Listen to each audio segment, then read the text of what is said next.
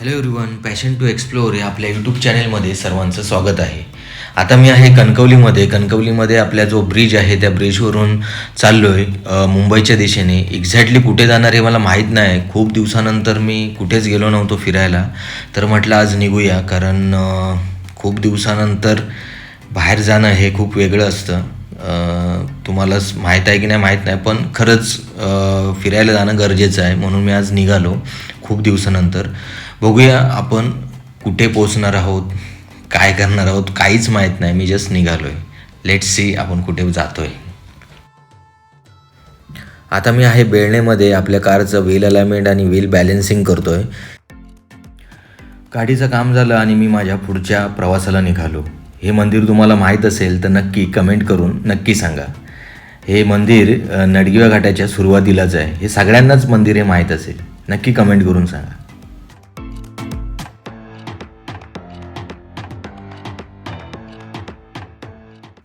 समोर बघताय ते आपल्या खारेपटणचं चेकपोस्ट आहे, जे सिंधुदुर्गाच्या एंट्रीला चेकपोस्ट दिलेलं आहे. आणि जसं आपण रत्नागिरीची बॉर्डर ॲक्च्युली पुढे सुरुवात होते, पण चेकपोस्ट इथेच आहे. आता मी पोचलो आहे रत्नागिरी जिल्ह्यातील टोल नाक्याच्या इथे, जे हातिवलेमध्ये आहे. बघू शकताय हा टोल नाका आपल्या ओसरगावच्या टोल नाक्यापेक्षा खूप मोठा आहे. इथे जागा पण खूप ऐसपैस आहे. तुम्ही बघू शकता हा टोल नाका मी जसं क्रॉस केल्यानंतर तुम्हाला त्याचा अंदाज येईल. म्हणजे ओसरगावच्या टोल नाक्यापेक्षा इकडची जागा खूपच आहे. आता मी पोचलो आहे राजापूरच्या आधी जो तीव्र उतार लागतो तिथे. तर मध्ये न्यूज ऐकली होती की राजापूरची गंगा आली आहे. तर म्हटलं जाता जाता बघूया, थोडा वेळ तिथे जाऊन आपण बघू शकतो.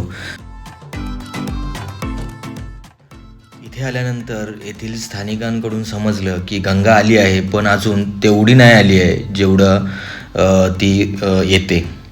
त्यामुळेच या ठिकाणी ती व्यवस्था करण्यात आली नाही की जेव्हा गंगा येते तेव्हा इथे प्रॉपर अशी व्यवस्था केली जाते. दुकानं असतात, ते सगळ्या गोष्टी आता इथे बघायला मिळत नाहीत.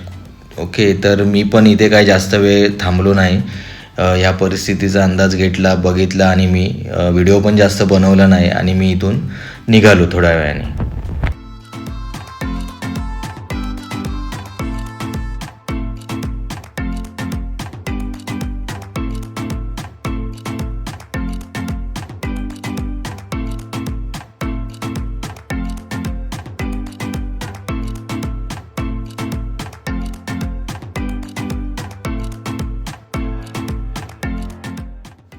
कसार कंप्लीट झाला की हा राजापूरचा सुंदर असा ब्रिज लागतो.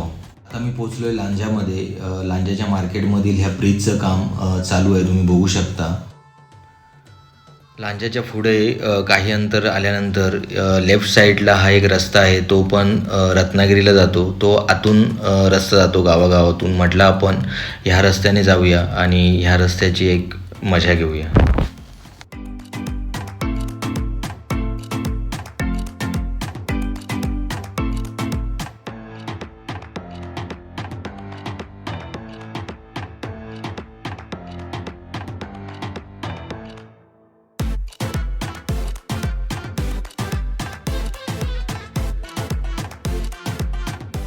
आम्ही पोचलो आहे रत्नागिरीमध्ये आणि रत्नागिरीमध्ये जशी एंट्री केली तसं समोरच आहे ट्रॅफिक लागलं आहे. काय माहीत का लागलं आहे, पण ट्रॅफिक आहे. रत्नागिरीमध्ये जास्त वेळ न घालवता मी तिथे लगेच ठरवलं की गणपतीपुळेच्या दिशेने जाऊया. बघू आपल्याला काय काय बघता येईल. तर चला, तर मी आता गणपतीपुळेचा प्रवास सुरू केला आहे.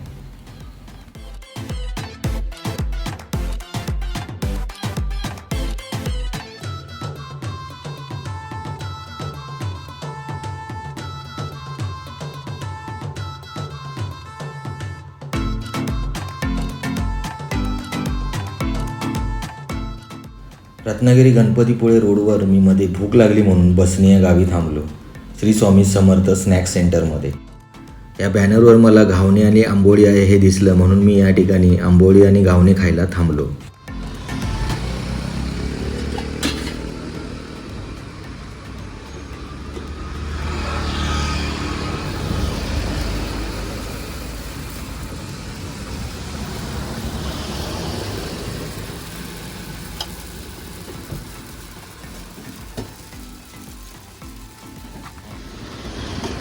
नमस्कार, माझं नाव वैदेही विवेक झगडे. आम्ही हे आंबोळी घावण स्टॉल सुरू केला 1 वर्ष झालं. खूप चांगला रिस्पॉन्स आहे आणि वडापाव खाण्यापेक्षा हे खायला लोक जास्त पसंत करतात. आणि आम्ही गरम गरम बनवून देतो, बनवून वगैरे ठेवत नाही, म्हणजे गार कोण खात नाहीत ना म्हणून. म्हणजे आंबोळी म्हणजे सॉफ्ट डोसा म्हटलं तरी चालेल. या एकदा नक्की खायला, तुम्हाला खूप आवडेल.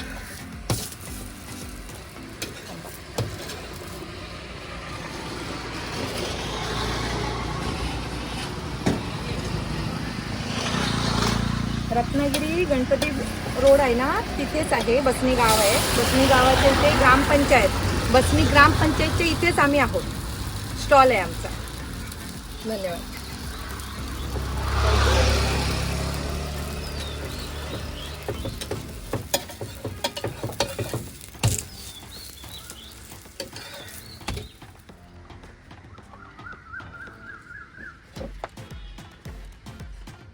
तुम्ही जर या रोडवरून प्रवास करत असाल तर नक्कीच आंबोळी आणि घावणे खाण्यासाठी या श्री स्वामी समर्थ स्नॅक सेंटरला नक्की व्हिजिट करा. आता मी आरेवारे बीचच्या इथे पोचलो आहे. तुम्ही बघू शकता खूप सारे पर्यटक या ठिकाणी आहेत. काही पर्यटक बीचवर आहेत तर काही पर्यटक रोडवर आहेत. तर ह्या रोडच्या आजूबाजूला खूप सारे स्टॉल्स आहेत. तसेच तुम्ही जर बीचवर पाण्यामध्ये भिजला असाल तर इथे फ्रेश होण्यासाठी ही जागा आहे.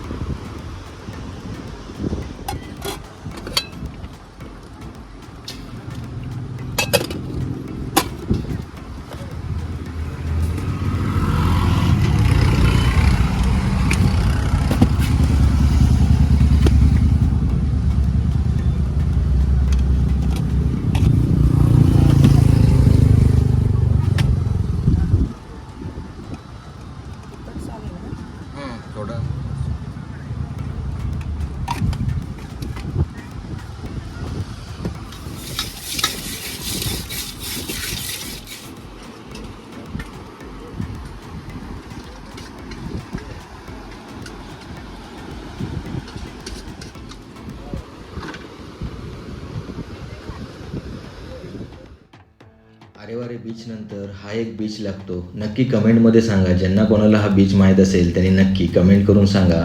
आरेवारे नंतर गणपतीपुळे साईडला जाताना लागणारा हा बीच कोणता आहे.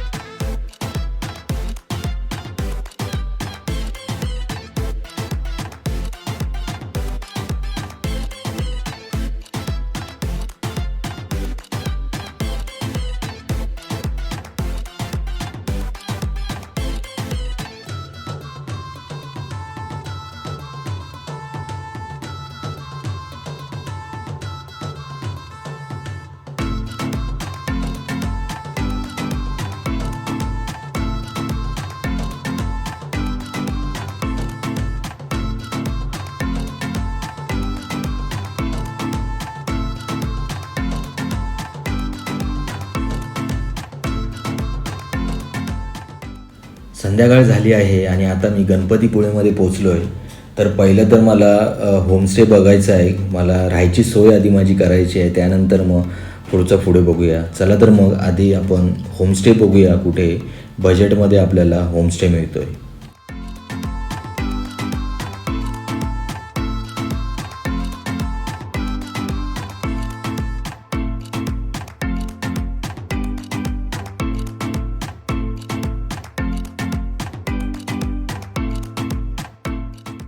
आणि फायनली मला एका होमस्टेमध्ये रूम मिळालेला आहे.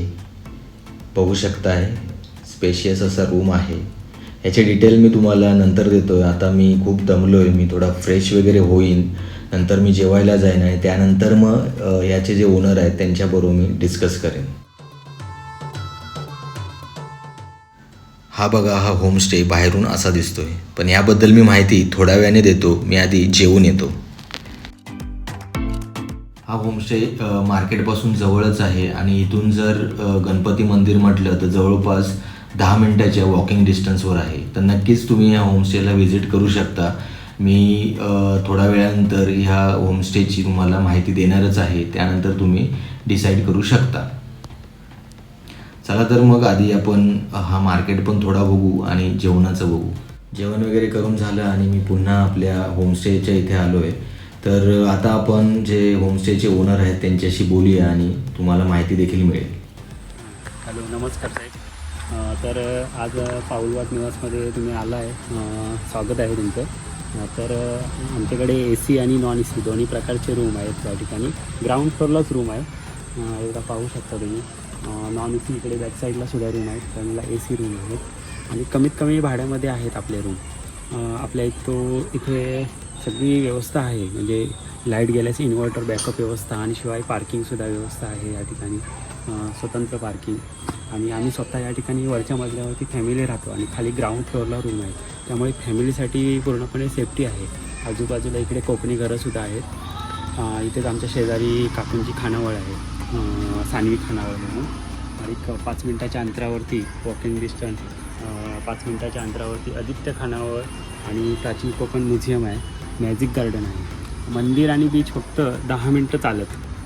मंदिर इथून पुढे गेलात एक राईट साईडला वळलात की 10 मिनटाच्या अंतरावरती मंदिर आणि बीच आहे. शिवाय तुम्हाला आरेवारे पॉईंटसुद्धा इथून 8 ते 10 किलोमीटरवरती आहे. आणि बीचवरती सगळे वॉटर स्पोर्ट्स सगळे आहेत. शिवाय मंदिराचं टायमिंग साधारण सकाळी 5 वाजता मंदिर चालू होतं, दुपारी 12 वाजता आरती असते, त्यानंतर रात्री 9 वाजता मंदिर बंद होतं. महाप्रसादची सुद्धा व्यवस्था आहे त्या ठिकाणी. आणि आपल्या लॉजिंगपासून म्हणजे पाऊलवाट या निवासस्थानापासून एक जवळपासचे पॉईंट म्हणजे जयगड किल्ला आहे, जय विनायक मंदिर आणि कराटेश्वर मंदिर, हे साधारणतः 15 ते 20 किलोमीटरच्या अंतरावरती आहे. बघू शकता तुम्ही इकडे आपल्या इथे रिसेप्शन आहे, छोटासा रिसेप्शन. आणि या साईडला इकडे थोडक्यात बसण्यासाठी व्यवस्था आहे आणि हे रूम आहे तिकडे.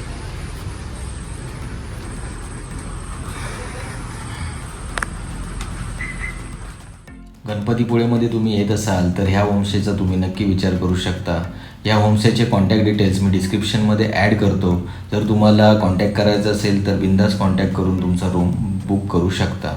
व्हिडिओ आवडला असेल तर व्हिडिओला नक्कीच लाईक, कमेंट, शेअर आणि चॅनलला सबस्क्राईब करा. And thank you for watching.